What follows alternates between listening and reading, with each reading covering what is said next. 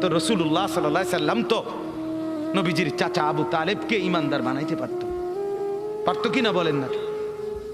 কি পরিমাণ কাঁদা কাঁদছে নবী সাল্লাল্লাহু আলাইহি সাল্লাম আবু তালেবকে কালেমা পড়াবার জন্য, কি পরিমাণ কাঁদছে, চেষ্টা করছে।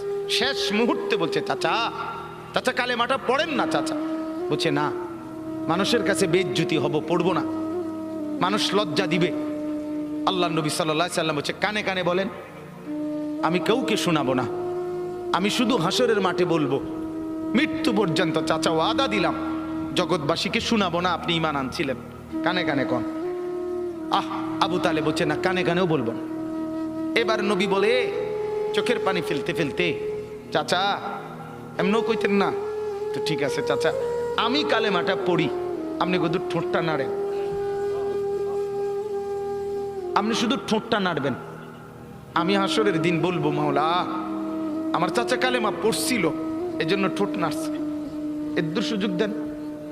চাচা বলছে, না, আমি ঠোঁটও নাড়ব না। আল্লাহ নবী তখন অঝরে কাঁদতেছিলেন আর চোখের পানি ফেলে বললেন, চাচা আপনি জাহান্নামের আগুনে জ্বলবেন, আমি সইব কেমন?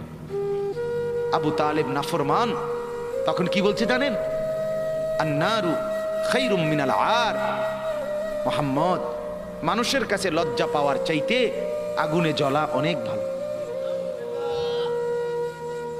বাপ, নিজেদের জিন্দিগিতে একবার ভাইবা দেখেন, আমিও ভাবি আপনিও ভাবেন, এমন আচরণ আমার মধ্যে আছে কিনা। 3 দিন ধরে যে বাড়িতে মেয়ের বিয়েতে, ছেলের বিয়েতে যে ডেকসেট বাজাইলেন, কারে খুশি করার জন্য? হ্যাঁ, 1 লক্ষ টাকার গেট, এরপরে গায়ে হলুদের এই নগ্ন অনুষ্ঠান কার জন্য করলেন? বেড়া বেড়ি সব, যুবক যুবতী সব একই মাইক্রো প্রাইভেট কারের ভিতরে যাতাযাতি করে বহাইয়া একখান থেকে একখানে নিলেন, কার জন্য?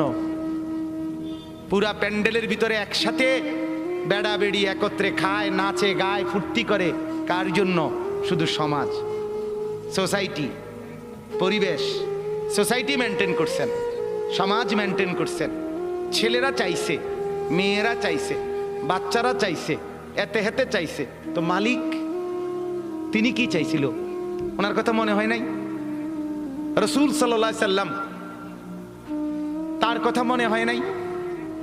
বলেন, কিয়ামতের দিন নবী সাল্লাল্লাহু আলাইহি ওয়াসাল্লামের কাছে কোরআনে আছে, ফাকাইফা ইদা জিনা মিন কুল্লি উম্মাতিন বিশাহিদ ওয়া জিনা বিকা আলা হাউলা'i শাহীদা। নবীকে বলছে আল্লাহ, বন্ধু আপনার